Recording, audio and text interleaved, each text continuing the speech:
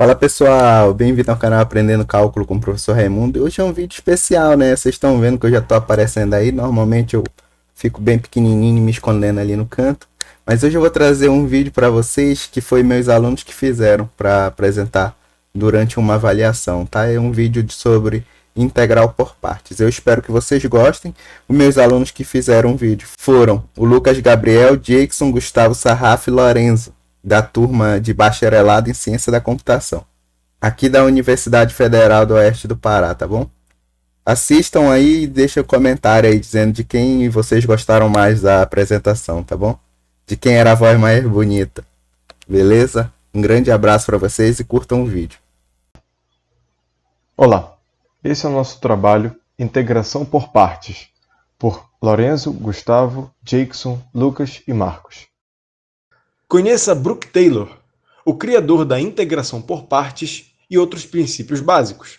Matemático inglês principal responsável pela criação das ferramentas de cálculo do Teorema de Taylor e da série de Taylor.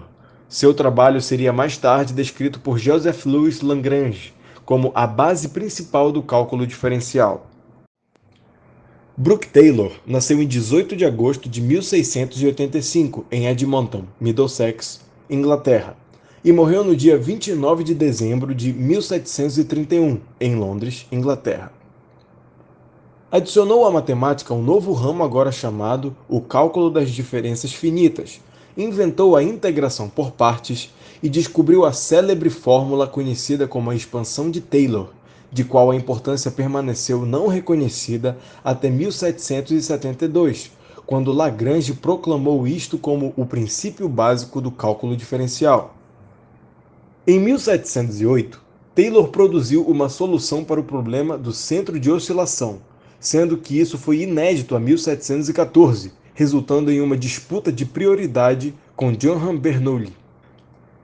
Taylor também inventou os princípios básicos de perspectiva em perspectiva linear, 1715.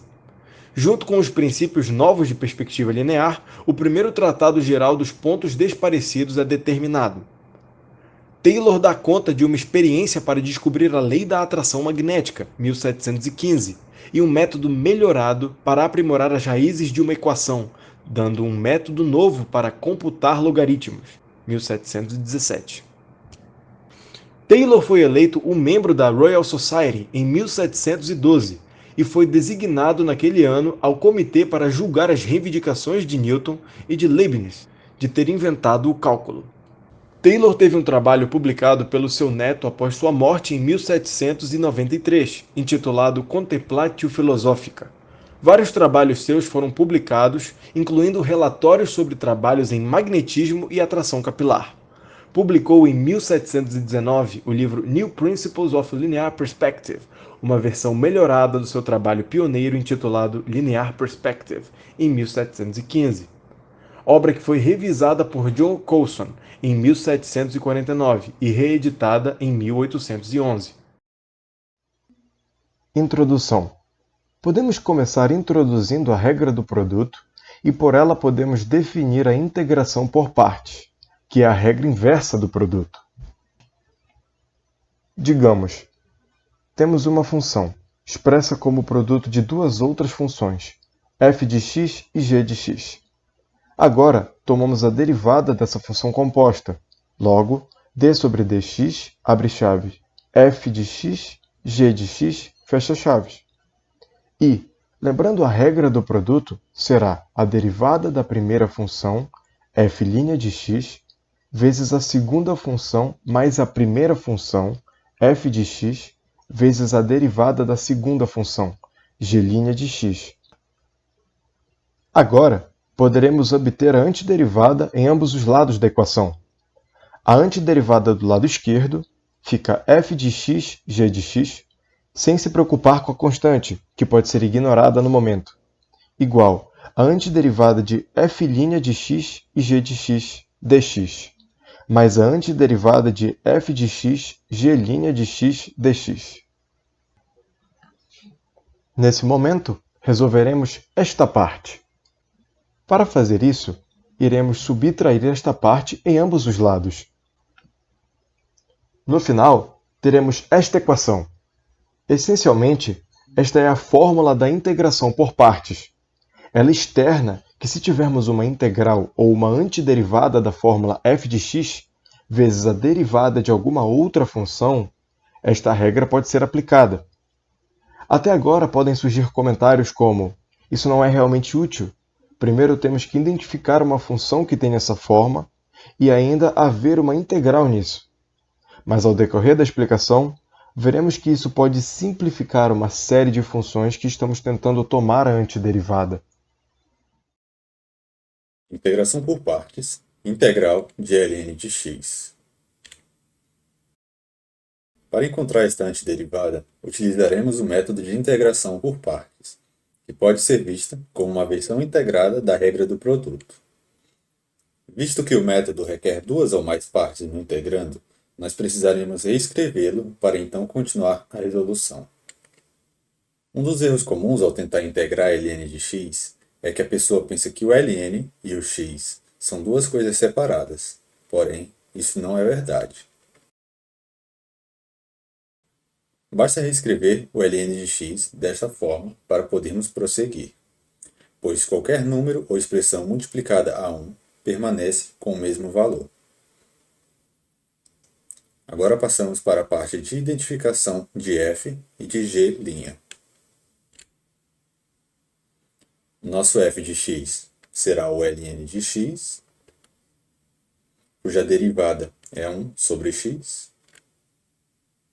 O nosso g' de x será o 1,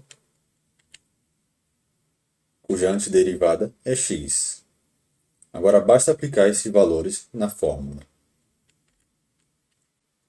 ln de x, que é o f de x, vezes x, que é o g de x, menos a integral de 1 sobre x, que é o f' de x, vezes x, que é o g de x. Nós podemos reorganizar ln de x vezes x utilizando as propriedades do logaritmo. Aí fica x ln de x menos o resultado da multiplicação entre 1 sobre x e x, que fica x sobre x, que é igual a 1.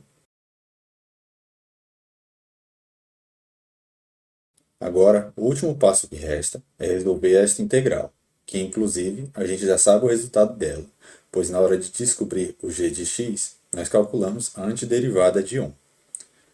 Também não se pode esquecer da constante de integração, pois sem ela o resultado não estará completo. E aqui está. A integral do logaritmo natural de x é igual a x ln de x menos x mais a constante de integração. Eu vou começar a falar agora da integral de x ao quadrado e elevado a x dx. Antes de começar, eu vou dar uma recapitulada aqui na integral por partes, que diz que a integral de um produto de uma função f pela derivada de uma função g é igual ao produto das duas funções menos a integral da derivada da função f vezes a função g. Para simplificar, eu vou chamar a função f de u e a função g de v. E aí a gente tem que a integral de u dv é igual a uv menos a integral de v du.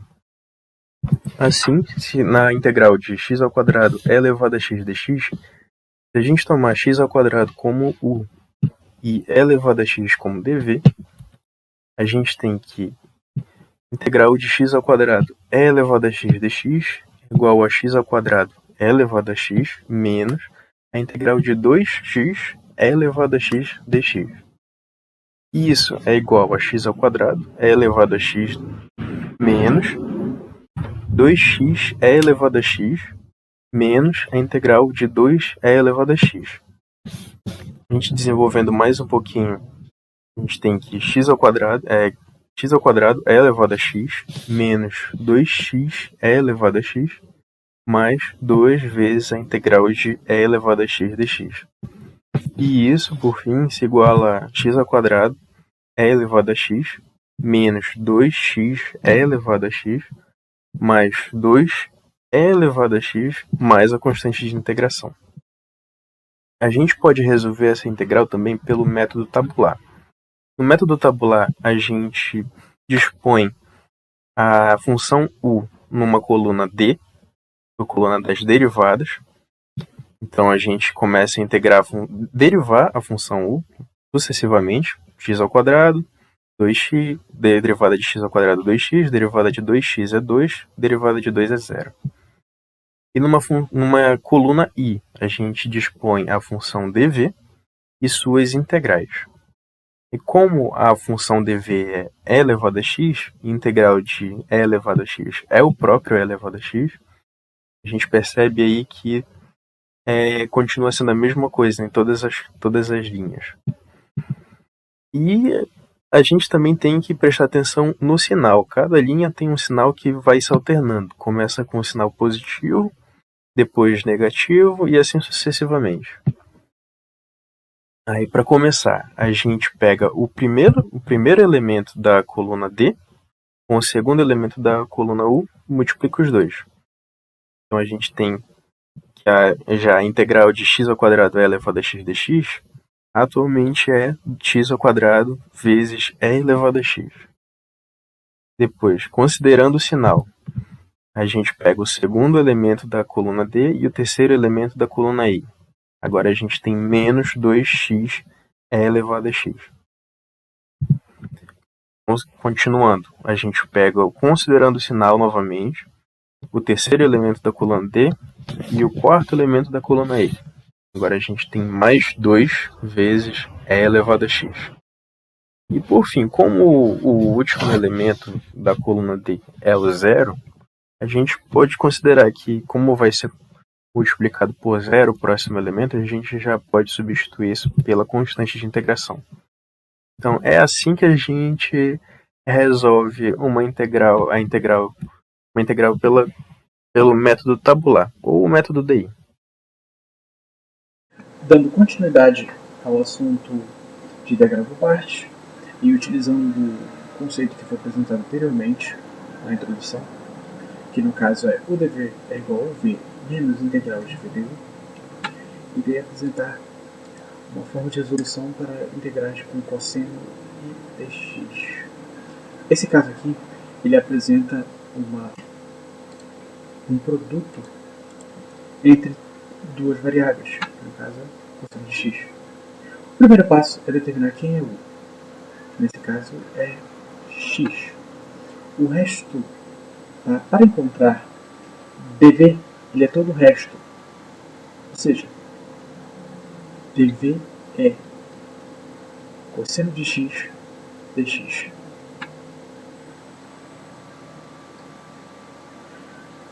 Para determinar quem é du, devemos fazer uma continha simples, que no caso é du sobre dx, que é igual a 1. Ou seja, du é igual a dx.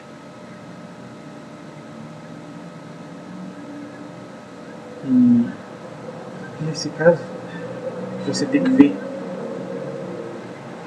que ele vai ser integral do cosseno de x, que eu espero que todos vocês saibam que é seno de x.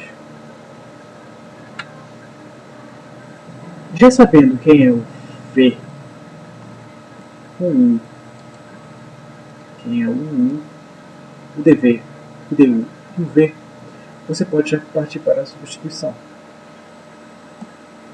Teremos então integral de x vezes cosseno de x, cosseno de x dx, que é igual a x vezes seno de x menos integral de seno de x dx.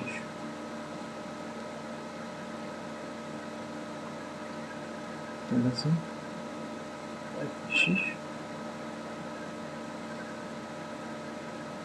vezes cosseno de x dx, que é igual a x vezes seno de x mais cosseno de x mais c, que é a variável constante aqui, sendo esse o seu resultado final. Bom, agora vamos resolver um exemplo. Temos uma função algébrica x multiplicando uma função trigonométrica cosseno de 5x dx. Ou seja, podemos aplicar o método de resolução de integradas. Integral de UdV é igual a UV menos integral de VdU.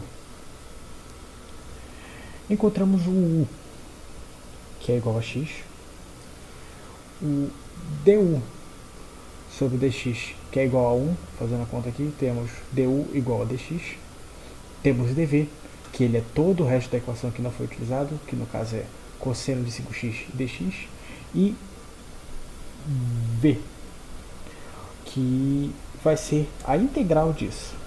A integral do cosseno é seno. Eu repito o arco aqui embaixo e divido pela derivada desse arco, ou seja, 5x, que resulta em 5. Agora basta substituir. A minha integral f de x vezes cosseno de 5x dx é igual a x sobre seno de 5x sobre 5 menos integral de seno de 5x dx sobre 5.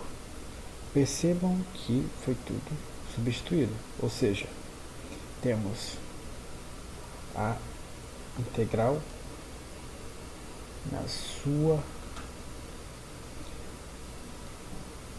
no seu todo aqui em cima. Uma forma simplificada, mas que dá para entender. E bom, continuamos a resolução.